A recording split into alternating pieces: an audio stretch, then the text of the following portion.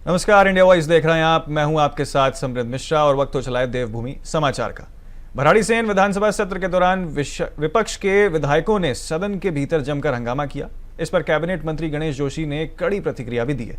हमारे संवाददाता अभय कैंथुला ने मंत्री से खास बातचीत की है। सुनिए क्या कुछ कहा उन्होंने। कैबिनेट मंत्री गणेश जोशी जी उनसे बातचीत करते हैं कि जो सियासी घटनाक्रम यहाँ पर घटा उस पर क्या कुछ उनकी राय। सर, जिस तरीके से विपक्ष ने रुख अपनाया, पूरी रात सदन में रहे, तो चर्चा भी नहीं हो पाई, क्या कुछ कहें? देखिए, कल विपक्ष का जो रुख रहा है, भारतीय लोकतंत्र में उत्तराखंड के विधानसभा के इतिहास में अगर इसको काला अध्याय कहें तो कोई देशभक्ति नहीं होगी। विधानसभा नियमों से चलती है। जब कार्य मंत्रणा समिति में आपने आपदा पर 310 में चर्चा की बात कही थी, सरकार ने उसको अस्वीकार कर दिया था। उसके बाद दूसरे विषय को लाना, और जो क्योंकि प्रदेश का विषय ने एक मात्र क्षेत्र का विषय हो और सदन को चलने देना, सचिव की मेज को तोड़ देना, पीठ पर हमला करना, इसकी जितनी भी निंदा की जाए कम है। और मैंने जैसा कि कहा कि लोकतंत्र का एक काला इतिहास कहेंगे, तो क्योंकि और जनता इस चीज को देख रही है। क्योंकि जब जनता अपने व्यक्ति को चुनती है वो चाहती है कि हमारा व्यक्ति सदन में जाए, अपनी बात को उठाए, क्योंकि क्वेश्चन आवर्स का सबसे ज्यादा लाभ मिलता है विपक्ष को मिलता है। लेकिन विपक्ष का अपने क्षेत्र के विकास से, क्षेत्र की जनता से कोई लगाव नहीं है। वो तो सिर्फ मात्र हंगामा करना उनका मकसद है, और आने वाले समय में प्रदेश की जनता इसका जवाब उनको देगी। क्या लगता है इन सब चीजों का असर आने वाले समय में पड़ेगा? क्योंकि जो परिपाटी तय हो रही है, जो लिखी जा रही है, मैंने कहा ना, ये देखिए, ये परिपाटी सही नहीं है। कहीं ना कहीं इस पे रोक लगनी चाहिए। और मैंने कहा कि आज पूरा प्रदेश हमें देख रहा है, और जनप्रतिनिधि का जब ये आचरण वो देखते होंगे तो उन पर मन पर क्या प्रभाव पड़ता होगा, क्या राजनीतिक व्यक्ति के बारे में वो क्या सोचते होंगे, ये चिंता करने का प्रश्न। कैबिनेट मंत्री गणेश जोशी ने साफ तौर पर कहा कि चिंता करने वाला विषय है, क्योंकि जो चीजें यहाँ लिखी जा रही है, जो परिपाटी हो रही है, वो सब चीजें ठीक नहीं है। अभय कैंथुला, इंडिया वॉइस। पाखरो रेंज पेड़ कटान और निर्माण प्रकरण में पूर्व कैबिनेट मंत्री डॉक्टर हरक सिंह रावत को बड़ी राहत मिली है। सीबीआई जांच में उन्हें क्लीन चिट मिली है। हमारे संवाददाता हितेश त्यागी से बातचीत करते हुए डॉक्टर हरक सिंह रावत ने कहा कि पहले दिन से मैं कह रहा था कि मेरे खिलाफ एक भी सबूत नहीं मिलेगा, मुझे जानबूझकर राजनीतिक नुकसान पहुंचाने की कोशिश की गई। उन्होंने दावा किया कि ईडी जांच में भी पाक साफ वो निकलेंगे। साथ ही ईडी की चार्जशीट पर गंभीर सवाल उठाते हुए उन्होंने कहा कि तथ्यों को तोड़ मड़ोड़ कर जो है वो पेश किया गया। देखिए, उत्तराखंड के कद्दावर नेता डॉक्टर हरक सिंह रावत साहब हमारे साथ हैं, क्योंकि उनको पाखरो मामले में सीबीआई ने क्लीन चिट दी है। डॉक्टर साहब, आप कद्दावर नेता कहे जाते हैं उत्तराखंड के, आपने तमाम राजनीति के प्रतिबिंब देखे हैं। जिस तरीके से पाखरो में आपको सीबीआई ने क्लीन चिट दी है, किस तरीके से देखते हैं? देखिए, ये मैं सोचता हूँ कि जो रिपोर्ट दर्ज हुई थी उसमें मेरा नाम नहीं था, प्राथमिक रिपोर्ट में मेरा नाम नहीं था। तो कुछ लोगों ने जब याचिका दायर करके कुछ लोगों ने इसको जानबूझकर एक मेरे नाम को जोड़ दिया, क्योंकि एक मैंने पहले भी कहा था, एक दिन का नहीं हमने काटा है, 1 रुपए का गबन नहीं हुआ है। और इसलिए मेरा नाम चार्जशीट में, माननीय न्यायालय से अगर आप पूछ सकते हैं कि चार्जशीट में मेरा नाम है कि नहीं है, सीबीआई से पूछ सकते हैं। तो मैं इसलिए कह रहा हूँ कि ये एक षड्यंत्र था मेरे खिलाफ, मुझको बदनाम करने के लिए, मेरी राजनीति को खराब करने के लिए एक षड्यंत्र था। दूध का दूध और पानी का पानी हो गया। और आप सीबीआई से पूछेंगे, आप उससे पूछेंगे तो आपको सब मालूम हो जाएगा। डॉक्टर साहब, आपने तमाम सरकारों में कैबिनेट के पद पार रहे हैं, वो लंबा आपका समय रहा है, लेकिन जो भी जांच आपके पास आई है, आपके ऊपर बैठी है, उसमें आप पाक साफ पाए गए। कौन लोग हैं जो आपकी राजनीति को धूमिल करना चाहते हैं, जो आपकी पाक साफ राजनीति को खराब करने का प्रयास कर रहे हैं? देखिए, कुछ लोगों को मेरे काम करने के तरीके से, मैं पाखरो टाइगर सफारी बना रहा था तो अपने लिए नहीं बना रहा, तो टाइगर के लिए बना रहा, जीव जंतुओं के लिए बना रहा था। जब टाइगर बुजुर्ग हो जाता है, वो शिकार नहीं कर पाता है, वो घायल हो जाता है, बीमार हो जाता है, शिकार नहीं कर पाता है, तो मर जाता है, भूखता से मर जाता है, हिरण का पीछा तो कर नहीं सकता, तो वो गांव के आसपास जो है बच्चों को, महिलाओं को अपना शिकार बनाता है। तो अब उस टाइगर के लिए अगर हमने पागो टाइगर सफारी मशरूम लाएंगे, उसका इलाज करेंगे, उसको भोजन देंगे, तो उसकी उम्र बढ़ जाएगी। तो वाइल्ड लाइफ को, जीव जंतुओं को संरक्षण हुआ कि नहीं हुआ? और जो लोगों को अपना शिकार बनाता वो लोग बचेंगे नहीं बचेंगे? और उस टाइगर सफारी के कारण जो करोड़ों लोगों को रोजगार मिलेगा। कुछ लोगों को ये तकलीफ हो गई कि अगर ये पाखरो टाइगर सफारी बनेंगे तो हरक सिंह रावत का नाम, जिस तरह कॉर्बेट में जिम कॉर्बेट का नाम है, उसी तरह हरक सिंह रावत का नाम अमर हो जाएगा अगर पाखरो टाइगर सफारी बनेगी। कुछ लोगों को तकलीफ इस बात को लेकर हुई कि भाई हरक सिंह रावत इतना अच्छा प्रोजेक्ट क्यों कोटद्वार की धरती पर, गढ़वाल की धरती पर ला रहा है, उत्तराखंड की धरती पर ला रहा है। तो उनको तकलीफ हुई और आज उनको मौके खानी पड़ी। तो हमारी आत्मा सच्ची थी, हम अच्छे उद्देश्य के लिए काम करना चाहते थे। निश्चित रूप से आज मैं सोचता हूँ कि ये एक सच्चाई की जीत हुई। डॉक्टर हरक सिंह का नाम तो पहले से ही इतिहास में रहा है, क्या कोई विशेष लोग भी इसी काम कर रही है जो डॉक्टर हरक सिंह के नाम को खराब करना चाहती है, इस तरह की जांच बैठा कर? आप बिल्कुल निश्चित रूप से, कुछ लोग जो अपनी रेखा को लंबी नहीं खींच सकते हो। मेरे राजनीति में सिद्धांत है कि दूसरे की लाइन को मत पिटाओ, अपनी लाइन लंबी खींचो, खुद पे खुद आप आगे बढ़ जाओ। कुछ लोग हमारी लाइन को मिटाना चाहते हैं और मिटा के अपनी लाइन को लंबा करना चाहते हैं। खुद कुछ करेंगे नहीं, दूसरा करेगा तो उस पर ईडी सीबीआई जैसे एजेंसी को सहारा लेंगे छवि को खराब करने के लिए। तो क्या पाखरो रहेगा या? बिल्कुल पाखरो बनेगा। इस लड़ाई को हम लड़ेंगे। माननीय सुप्रीम कोर्ट ने भी कह दिया कि ये चालू योजना है और इसको नहीं रोका जा सकता है। माननीय सुप्रीम कोर्ट ने भी पाखरो टाइगर सफारी को क्लीन चिट दी है।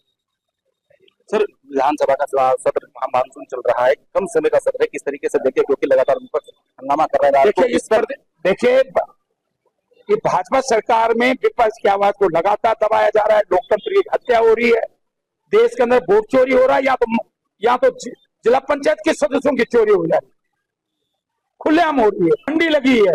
मैं सोचता हूँ ये इस प्रदेश में बड़े सिद्धांतों की बात करती थी भाजपा, बड़े देवभूमि की बात करती थी, और इस देवभूमि को भारतीय जनता पार्टी ने नैनीताल में, देहरादून में, रुद्रप्रयाग में कलंकित कर दिया। सत्ता इसमें क्या रणनीति आपकी रहेगी? जन जागरण करेंगे, जनता की आवाज को उठाएंगे, जनता के बीच में जाएंगे, लोगों को भरोसा दिलाएंगे कि कांग्रेस की सरकार आएगी, उपनल के कर्मचारी, दैनिक वेतन के कर्मचारी चुनाव लड़ेंगे, उन सबको कांग्रेस की सरकार आने पर रेगुलर किया जाएगा। अगर पद नहीं होगा तो वैकल्पिक पद सृजित किए जाएंगे। पुलिस के लोगों को ग्रेड पे 46 जो ग्रेड पे की लड़ाई थी वो दिया जाएगा।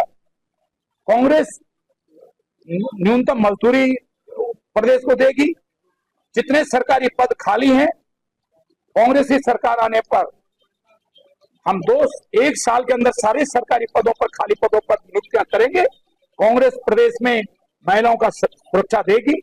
हम प्रदेश में कांग्रेस की लड़ाई को आगे बढ़ाएंगे। डॉक्टर हरक सिंह रावत उत्तराखंड के कद्दावर नेता कहे जाते हैं, उन्होंने साफ तौर पर कहा है कि मेरे खिलाफ एक विशेष लोग काम कर रही है, जो मुझे बदनाम करने का काम कर रही है, मेरे खिलाफ षड्यंत्र रचने का काम कर रही है, मेरे खिलाफ तमाम ऐसी एजेंसियां बैठा दी गई, लेकिन उसमें मुझे क्लीन चिट मिल गई है। तो कैमरा पर्सन हर्ष दुनियाल के साथ हितेश त्यागी, इंडिया। मॉनसून सत्र में सदन के भीतर नैनीताल जनपद में पंचायत चुनाव के दौरान हुई घटनाक्रम पर कांग्रेस नाराज दिख रही है। कांग्रेस चाहती है कि इस पर कार्रवाई हो और दोषियों को सजा मिले। इस पर भाजपा विधायकों ने हमारे संवाददाता अभय कैंतुरा से खास बातचीत की है। भराड़ीसैंण मानसून सत्र में विपक्ष एक मांग पुरजोर तरीके से उठा रहा है बदहाल कानून व्यवस्था को लेकर। उसमें चर्चा आ रही कि नैनीताल में जो जिला पंचायत चुनाव के दौरान जो सियासी घटनाक्रम वहाँ पर घटा, उस पर चर्चा होनी चाहिए, कार्रवाई होनी चाहिए। हमारे साथ है नैनीताल विधायक सरदार रेजी, उनसे बातचीत कर। मैम, नैनीताल बड़ा हाई प्रोफाइल बन चुका है, चाहे पंचायत चुनाव का हो या इस समय सदन की कार्रवाई हो, किस रूप में देखते हैं विपक्ष की जो मांग कर रहा है? माननीय मुख्यमंत्री जी का धन्यवाद करती हूँ। नैनीताल की जो जितना भी प्रकरण हुआ उसमें माननीय मुख्यमंत्री जी ने संज्ञान लेकर उस पर कार्रवाई कर दी गई है। उसमें अधिकारी पुलिस के सस्पेंड भी हुए हैं और स्थानांतरण के भी आदेश दिए हैं। तो उसमें कार्रवाई की मांग माननीय मुख्यमंत्री जी ने और कुमाऊं कमिश्नर को उसके जांच के आदेश दे दिए गए हैं। और जो भी प्रकरण वहाँ पे हुआ, देखिए इन्हीं के द्वारा हुआ। हमारे जो पंचायत के सदस्य थे उनको किडनैप इन्हीं लोगों के द्वारा हुआ। और आप ये देखिए जो किडनैपर थे वो भी उधम सिंह नगर से लाए गए थे। लेकिन विपक्ष ये चाह रहा है कि इनकी जो वहाँ पे कार्रवाई है उसको दबाने के लिए, और खाली भी सरकार पर अपने आरोप मढ़ रहा है। माननीय मुख्यमंत्री जी ने उस पर कार्रवाई कर दी है। अब हम ये चाहते हैं कि जिसलिए हम लोग गैरसैंण आए हैं, हमारी जो भी समस्या है, हमने जो प्रश्न लगाए थे वो आए और आपदा पे चर्चा हो, तो जिससे कि हम लोग भी अपनी क्षेत्र की समस्याएं उठा सकें। लेकिन विपक्ष इसमें गंभीर नहीं है, जिससे कि हम इनकी निंदा करते हैं। ये सैर सपाटे के लिए यहाँ पे आया है, सदन नहीं चलने दे रहा, जिसकी हम घोर निंदा करते हैं। विनायक जी, आप बताइएगा, आप लोग सदन के भीतर चीजें जो देख रहे हैं क्या वो सही है? क्योंकि उत्तराखंड नवोदित राज्य में युवा प्रदेश है और आपदा हर साल यहाँ पर बड़ी जख्म दी जाती है। ये बहुत गलत बात है, क्योंकि पूरे प्रदेश के सारी जनता ने हम लोगों को चुनकर विधानसभा में भेजा है। और ये बहुत हम लोगों की मंशा थी कि गैरसैंण में सत्र हो, और सब लोगों ने बड़ी मांग माननीय मुख्यमंत्री जी से की थी कि ये सत्र मानसून सत्र गैरसैंण में हो। तो माननीय मुख्यमंत्री जी का हम तहे दिल से धन्यवाद करना चाहते हैं और माननीय विधानसभा अध्यक्ष जी का भी धन्यवाद करना चाहते हैं, क्योंकि हम सब लोग चाहते थे कि आपदा में चर्चा हो। और क्योंकि विधानसभा क्षेत्र कपकोट आपदा ग्रसित क्षेत्र है और लगातार पिछले 2-2.5 महीने से बारिश हो रही है, और जहां सड़कें जगह जगह टूटी हैं और जगह जगह बिजली, पानी, मोबाइल टावर और स्कूल, अस्पताल जगह जगह भारी बाधित हुआ है। पर हम सब लोगों ने क्वेश्चन लगाए थे और उस क्वेश्चन के तहत हमको जो अवसर यहाँ बोलने के लिए मिलना था वो हमको नहीं मिल पाया, और जिसके कारण से हमने विपक्ष के लोगों से भी आह्वान किया कि हम सब लोगों को एकजुट होकर इस आपदा के घड़ी में जनता के साथ खड़ा रहना चाहिए और पूरे उत्तराखंड को मजबूती के साथ ठीक दिशा की ओर आगे बढ़ाना चाहिए। पर लेकिन उन्होंने हमारे जो अरमान थे उनमें पानी फेरने का काम किया। तो इसलिए ये बहुत कष्ट है और बहुत दुख हम सब लोगों को है कि हम गैरसैंण से एक अच्छा संदेश पूरे प्रदेश के लिए चाहते थे, पर लेकिन विपक्ष के इस रवैये से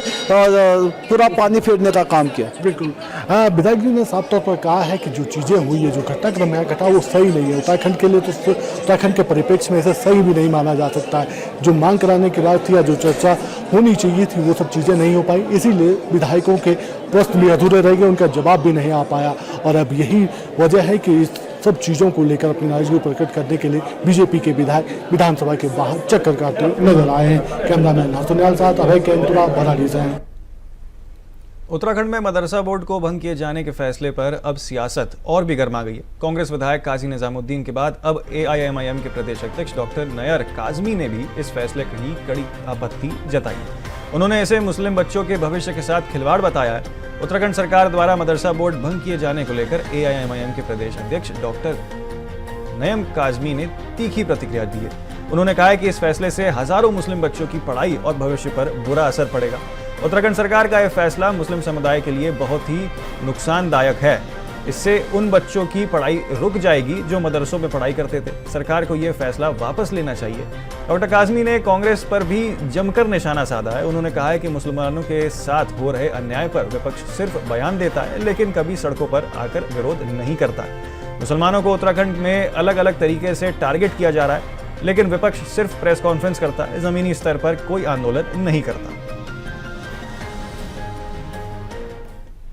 देखिए, सरकार जो धामी सरकार है उत्तराखंड के अंदर, उसका शुरू से एजेंडा यही रहा है कि एक सॉफ्ट टारगेट उन्होंने मुसलमान को रखा है। और जब भी उनकी कुछ नाकामियां होती हैं, चाहे वो प्रदेश लेवल पर जो भी आपदा के मामले में हो या कानूनी लेवल पर जो जिस तरह की आज हमारे यहाँ उत्तराखंड में जो वारदात हो रही हैं, उन सब चीज़ों को छुपाने के लिए वो एक सॉफ्ट टारगेट मुसलमान को करके कभी मदरसे के नाम पर, कभी यूनिफॉर्म सिविल कोड के नाम पर, कभी हिजाब के नाम पर, कभी 3 तलाक के नाम पर, वो सब चीज़ें गुमराह करने के लिए, लोगों को मुद्दे से हटाने के लिए किया जा रहा है। जहाँ तक नुकसान का ताल्लुक है, नुकसान तो ज़रूर, एक गरीब बच्चे जो मदरसों में पढ़ते थे उन्हें खाना भी मिल जाता था मिड डे मील के जरिए से, वो उनका बंद कर दिया जाएगा। बच्चों की तालीम से उन्हें महरूम कर दिया जाएगा, उनको अब तालीम नहीं मिल पाएगी जिस तरह से तालीम वो हासिल कर रहे थे। वो तमाम चीज़ें आने वाला देश के भविष्य को, प्रदेश के भविष्य को अंधकार में बनाने की एक साजिश है और देश को और प्रदेश को अंधकार की तरफ ले जाई जा रही है सरकार। देखिए, कांग्रेस पार्टी जो है यहाँ की दूसरी सबसे बड़ी पार्टी है, उनको तो अब तक इतने मुद्दे हो चुके प्रदेश के अंदर, सड़क पर आ जाना चाहिए था उन्हें, लेकिन वो सड़क पर आने में नाकाम है। सिर्फ जुबानी जमा खर्च कर रहे हैं और जुबान से कहते हैं, सड़क पर आकर विरोध दर्ज नहीं कराते, जबकि उन्हें चाहिए था कि वो यहाँ की सेकंड लार्जेस्ट पार्टी है उत्तराखंड की और कई बार यहाँ सत्ता में रह चुकी वो पार्टी, और अभी भी उनके इतने विधायक यहाँ मौजूद है, उसके बावजूद भी वो लोग सिर्फ या तो मीडिया के जरिए अपनी बात कह देते हैं या सोशल मीडिया के जरिए, सड़क पर आकर वो लोग ढंग से उसका विरोध नहीं कर पा रहे। भराड़ीसेन विधानसभा सत्र के दौरान विपक्ष लगातार कानून व्यवस्था को लेकर सरकार को घेर रहा है। कांग्रेस के विधायक हरीश धामी ने बड़ा बयान देते हुए कहा कि सत्ता पक्ष में इतनी हिम्मत नहीं है कि वे कानून व्यवस्था जैसे गंभीर मुद्दों पर चर्चा कर सके। उनका कहना रहा कि विपक्ष जो मुद्दा उठा रहा है वो पूरी तरह से जनहित से जुड़ा हुआ मुद्दा है, लेकिन सरकार उससे भागने की कोशिश कर रही है। भराड़ीसेन में चल रहे विधानसभा सत्र में विपक्ष कानून व्यवस्था को लेकर आक्रामक है। इसी बीच कांग्रेस विधायक हरीश धामी ने सरकार पर सीधा हमला बोला। उन्होंने कहा कि सत्ता पक्ष में बहस करने की बात और ताकत नहीं है, इसलिए सरकार जनहित के मुद्दे पर मुंह मोड़ रही है। देखिए, मैं तीसरी बार का सदस्य हूं और पहली बार इस तरह का रवैया देख रहा हूं। सरकार की हठधर्मिता पहली बार देख रहा हूं कि नेता, हमारा कोई पंचायत चुनाव से लेकर नहीं था 310 कानून व्यवस्था। हमारी 310 कानून व्यवस्था में इसलिए हम लाए थे, जिस प्रदेश में नेता प्रतिपक्ष और विधायक सुरक्षित नहीं तो आम जनमानस कैसे सुरक्षित रहेगा। हमारा ये कहना है कि भाई प्रदेश में मुख्यमंत्री के बाद अगर किसी का सबसे बड़ा अगर लॉ लश्कर प्रोटोकॉल किसी को होता है तो वो नेता प्रतिपक्ष को होता है, लेकिन इस प्रदेश में नेता प्रतिपक्ष ही जो है सुरक्षित नहीं है। और आप लोग देख रहे होंगे कई सोशल मीडिया में वीडियो घूम रहे हैं, अगर हमने नेता प्रतिपक्ष को ये कर दिया वो कर दिया। अगर इसी तरह हम उत्तराखंड में जो राज्य हमको शहादतों के बाद मिली, उस राज्य में अगर हम इस तरह के लोगों को अगर बढ़ावा देंगे, उनको दंडित नहीं करेंगे, तो आने वाले समय में ये उत्तराखंड राज्य देवभूमि की जगह नरक भूमि की ओर जाए। तो हमारा ये मानना है कि भाई सरकार को संज्ञान लेना चाहिए था, सरकार ने संज्ञान नहीं लिया, तो विधानसभा अध्यक्ष तो उस परिवार के मुखिया है, उसको स्वतः ही संज्ञान लेना चाहिए था कि भाई नेता प्रतिपक्ष पर हमला हो गया, विधायकों पर हमला हो गया, उसके बाद भी वो सुनने को तैयार नहीं है। तो ये आखिर किसका दबाव है और किस तरह के हठधर्मी है। हमारा सीधे सीधे कहना है, जब तक 310 में कानून व्यवस्था में चर्चा नहीं होगी, दोषी चाहे जिलाधिकारी है या एसपी है या जो दोषी हैं, जो जिनके वीडियो वायरल हो रहे हैं, उनको दंडित नहीं करते हैं, हम सड़क से लेकर सदन तक इस लड़ाई को लड़ेंगे। ये लड़ाई यही खत्म होने वाली नहीं है। अगर ये हमारी बात नहीं सुनेंगे तो यहाँ से जाने के बाद हम मुख्यमंत्री और विधानसभा के अध्यक्ष के घर के बाद तंबू डालकर वहां भी धरना प्रदर्शन करेंगे। उत्तराखंड के लोगों को बताएंगे कि ये भाजपा की सरकार वोट चोरी नहीं, ये जो है जनता का गला काटने का भी काम कर रही है और विपक्ष की आवाज दबाने का काम कर रही है, हम बताएंगे। हरियाणा के अंबाला में उत्तराखंड के युवक साहिल बिष्ट की नृशंस हत्या के मामले में दोनों राज्यों की सरकारों को सक्रिय कर दिया गया। आज उत्तराखंड के मुख्यमंत्री पुष्कर सिंह धामी ने हरियाणा के मुख्यमंत्री नायब सिंह सैनी से दूरभाष पर वार्ता की और मामले में दोषियों की शीघ्र गिरफ्तारी और सख्त कार्रवाई की मांग की। मुख्यमंत्री पुष्कर सिंह धामी ने साहिल बिष्ट की हत्या को बेहद दुर्भाग्यपूर्ण बताते हुए हरियाणा के मुख्यमंत्री से न्याय की मांग की है। धामी ने कहा कि दोषियों को तत्काल गिरफ्तार कर उनके खिलाफ कठोरतम दंड सुनिश्चित करना जाए। इस पर मुख्यमंत्री नायब सिंह सैनी ने आवश्यक जताते हुए कहा कि अपराधियों को किसी भी कीमत पर नहीं बख्शा जाए। उन्होंने बताया कि पुलिस को मामले में शीघ्र कार्रवाई करने के निर्देश दे दिए गए हैं और हरियाणा सरकार हर संभव कदम उठाएगी। सीएम धामी ने पीड़ित परिवार के प्रति गहरी संवेदनाएं व्यक्त करते हुए कहा कि उत्तराखंड सरकार इस न्याय की लड़ाई में पूरी मजबूती से परिवार के साथ खड़ी है और उन्हें हर संभव सहायता दी जाएगी। बता दें कि साहिल बिष्ट हत्याकांड ने पूरे उत्तराखंड को झंझोक कर रख दिया। अब नजरें इस बात पर हैं कि हरियाणा पुलिस कब तक आरोपियों को गिरफ्तार कर न्याय की दिशा में ठोस कदम उठाती है।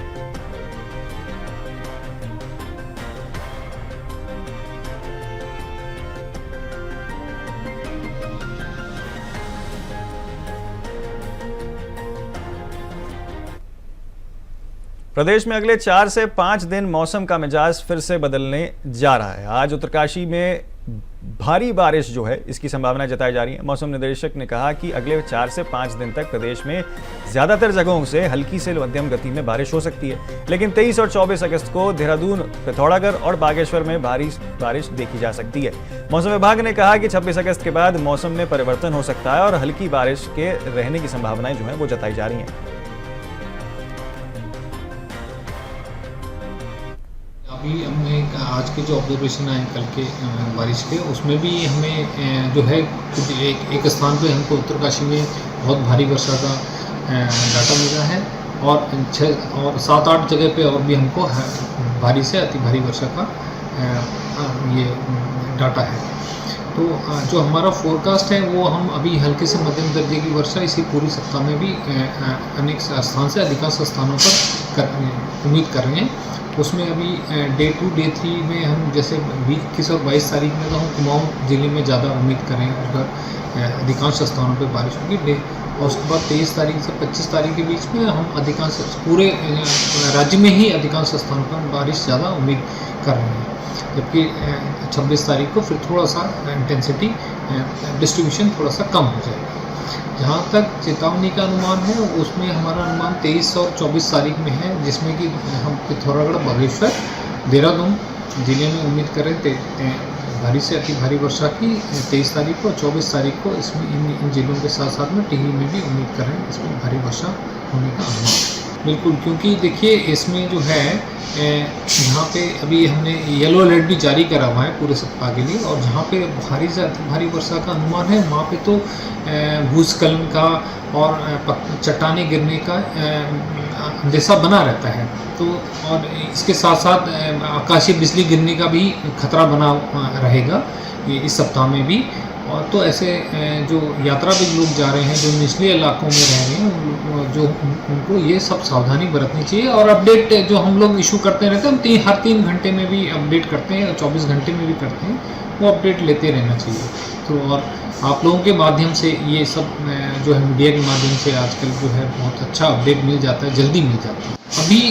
अभी तो हमारे जो अनुमान है उसके हिसाब से तो अभी जो है जैसे हम बताए कि अभी हल्के से मध्यम वर्षा चलती रहेगी पूरे राज्य में ही, लगभग सभी जिलों में। तो अभी उसके आगे जहाँ पे नहीं हो रहा है वहाँ पे बादल आपको अधिकतर स्थानों में बादल छाए रहेंगे, तो इसलिए साफ मौसम का अनुमान अभी तो नहीं लग रहा है इस सप्ताह में।